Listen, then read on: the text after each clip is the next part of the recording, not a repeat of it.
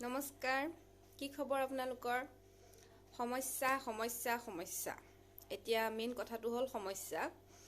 এতিয়া সমস্যা কিহৰ কাৰণে হয়? সমস্যাটো বাৰু হয় কাৰোৰ পৰা। সমস্যাটোৰ আৰম্ভণি ক'ৰ পৰা হয়? আমাৰ মানুহৰ জীৱনত যে সমস্যাবোৰ হৈ থাকে, সেই সমস্যাবোৰৰ আৰম্ভণি ক'ৰ পৰা হয়? তেতিয়াহ'লে আজি সমস্যাৰ বিষয়ে অলপমান জানো ব'লকচোন। সমস্যাবোৰনো আচলতে হয় কেনেকৈ? এতিয়া ভিডিঅ'টো আৰম্ভ কৰোঁ ব'লক। কথাটো হ'ল যে সমস্যা বুলি ক'বলৈ গ'লে আমি আচলতে নিজেই নিজৰ বাবে সমস্যা, হয়নে কথাষাৰ? আমি আচলতে নিজেই নিজৰ কাৰণে সমস্যা, হয়নে নহয়? আমাৰ যদি আজি পেটটো নাথাকিলে হয়, আজি আমি খাবৰ কাৰণে দুমুঠি ভাতৰ কাৰণে চিন্তা কৰিব নালাগিলে হয়। আমাৰ যদি চকুটো নাথাকিলে হয়, হয়তো আমি বেয়া বস্তু দেখা নাপালোঁ হয়। বা আমাৰ যদি নাকটো নাথাকিলে হয়, আমি বেয়া বস্তু এটা শুঙিব নোৱাৰিলোঁ হয়। সেয়েহে ভাল বেয়াৰ মাজত যিখিনি হয়, সমস্যাবোৰ তেনেকৈ আৰম্ভ হয়। আজি পেটৰ কাৰণে আমি পেটৰ তাৰণাত পৰি কষ্ট কৰিব লাগে, যে পেটৰ দুমুঠি ভাত পাবৰ কাৰণে আমি কষ্ট কৰিব লাগে। আৰু যেতিয়া কষ্ট কৰিব লগা হয়, সেইটো এটা সমস্যা আমাৰ জীৱনত। এই সমস্যাবোৰ আমাৰ জীৱনত সদায় থাকে। এটাৰ পাছত এটা সমস্যা আমাৰ জীৱনত সদায় আহিয়ে থাকে। একদম লাইফটো পাৰফেক্ট বুলি ক'বলৈ আমি কেতিয়াও নোৱাৰোঁ। আজি যদি ভাল হয়, কাইলৈ হয়তো বেয়াও হ'ব পাৰে। সেয়েহে মানুহবিলাকৰ সকলোৰে জীৱনত সমস্যা নাই বুলি কোনেও ক'ব নোৱাৰে যে মোৰ জীৱনত কোনো সমস্যা নাই।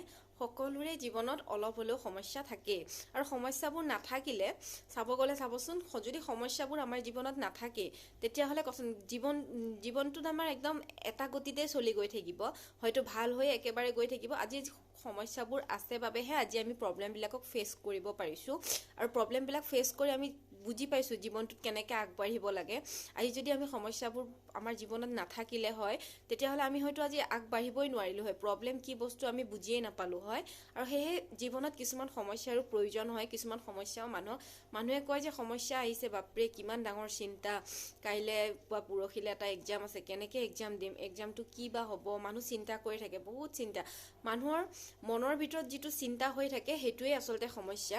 মানুহে কিবা এটা কাৰোবাৰ ধৰক সংসাৰ এখন চলাবলৈ খুব অসুবিধা হৈছে, টকা পইচাৰ ক্ষেত্ৰত অসুবিধা হৈছে, মানুহজনে দিনে ৰাতি চিন্তা কৰি থাকে যে ক'ৰ পৰা পইচা আহিব, কেনেকৈ আহিব। সকলোবোৰ সমস্যা আমাৰ মানুহ নিজক নিজে লৈ পেলাই আমাৰ সমস্যাবোৰ হয়। সেয়েহে আমাৰ মনটো, প্ৰথম কথা হ'ল আমাৰ মনটো এটা স্থিতিত, আমাৰ মনটো বান্ধিব লাগিব। আমাৰ মগজুটোক এটা স্থিতিত বান্ধিব লাগিব যে আমি আমাৰ জীৱনটো এটা ভাল গতিত চলাই নিম। আপুনি যদি কিবা এটা সমস্যা হোৱাৰ পিছত আপুনি যদি ভাবে যে মোৰ জীৱনত ইমান ডাঙৰ সমস্যা এটা হৈছে, মই আৰু জীয়াই নাথাকোঁ আৰু, বা মই আৰু এইটো কাম নকৰোঁ আৰু, মোৰ একদম জীয়াই থাকিবলৈ মন নাই, তেনেকৈ ভাবিলে একেবাৰেই ভুল হয়। কাৰণ সমস্যাবোৰ সকলোৰে জীৱনত থাকে, সৰু বৰ বেছিকৈ, অলপ কম বেছি পৰিমাণে সকলোৰে জীৱনত সমস্যা থাকে। সেইকাৰণে প্ৰতিটো খোজত আগবাঢ়ি যাওঁতে বহুত ভালকৈ ভাবি চিন্তি আগবাঢ়ি যাব লাগে, যেন আপোনাৰ কোনো এটা অসুবিধা নহয়, বা আপুনি আগত গৈ পেলাই যেন উজুতি খাব নালাগে। সেয়েহে প্ৰত্যেকটো খোজ দিওঁতেই জীৱনৰ বাটত যেতিয়া আপুনি প্ৰত্যেকটো খোজত এখোজ দুখোজকৈ আগবাঢ়ি যাব, সেই খোজবোৰত আপুনি এটা এটা খোজত আপুনি জীৱনৰ এটা এটা চেপ্টাৰ শিকা নিচিনা হ'ব। এখন কিতাপৰ যেনেকৈ এটা এটা লেচন আপুনি যেনেকৈ পঢ়ি গ'লে কিছুমান জ্ঞান আপুনি আহৰণ কৰে, তেনেকৈ এই জীৱনতো আমাৰ তেনেকুৱাই হয় যে এটা এটা ঘাট যেতিয়া আমি পাৰ হৈ গৈ থাকোঁ, প্ৰত্যেকটো ঘাটৰ পৰা আমি সদায় নতুন কিবা এটা শিকোঁ।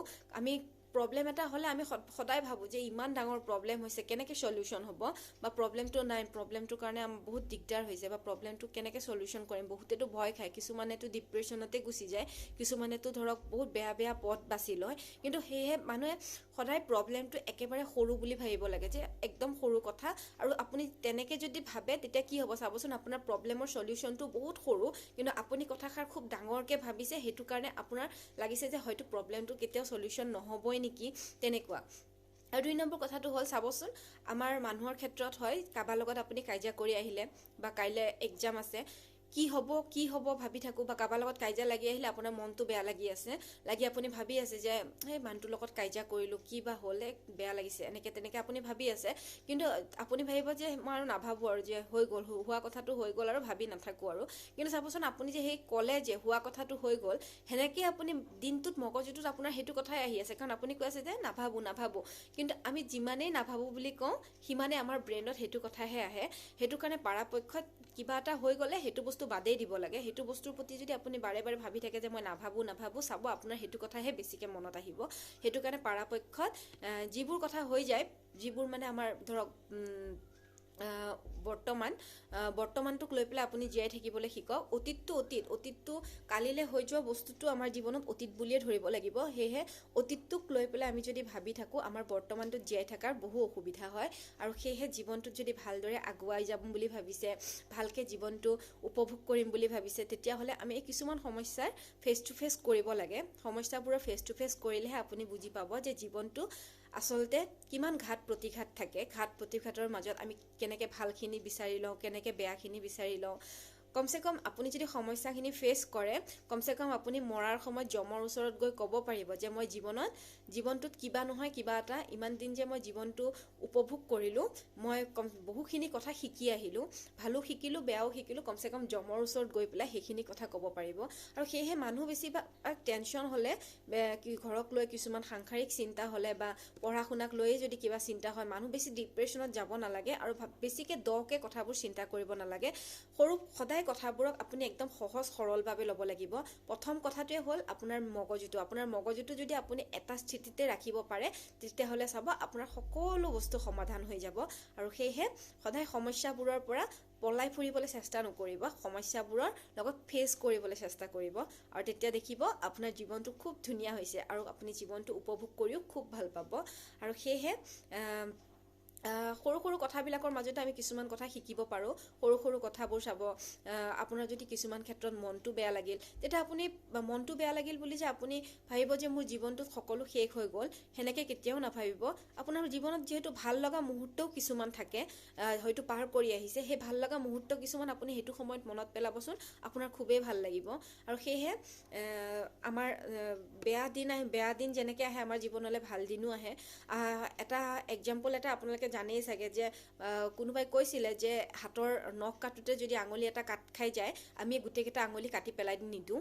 আৰু সেয়েহে জীৱনতো কিছুমান বেয়া সময় আহে, সেইবুলি আমি যদি জীৱনটোৱে নষ্ট কৰি পেলাওঁ, আমি যদি কিছুমানেতো বহুত বেয়া ছুইচাইড পৰ্যন্ত কৰিবলৈ যায়, সেইবোৰ কৰিব নালাগে, সেইবোৰ বেয়া। আমি সদায় সমস্যাৰ সৈতে ফেচ কৰিব লাগে, আৰু ফেচ কৰিলেহে আপুনি গম পাব যে প্ৰব্লেমটো কি আচলতে। আৰু ইমানখিনিয়ে, নমস্কাৰ।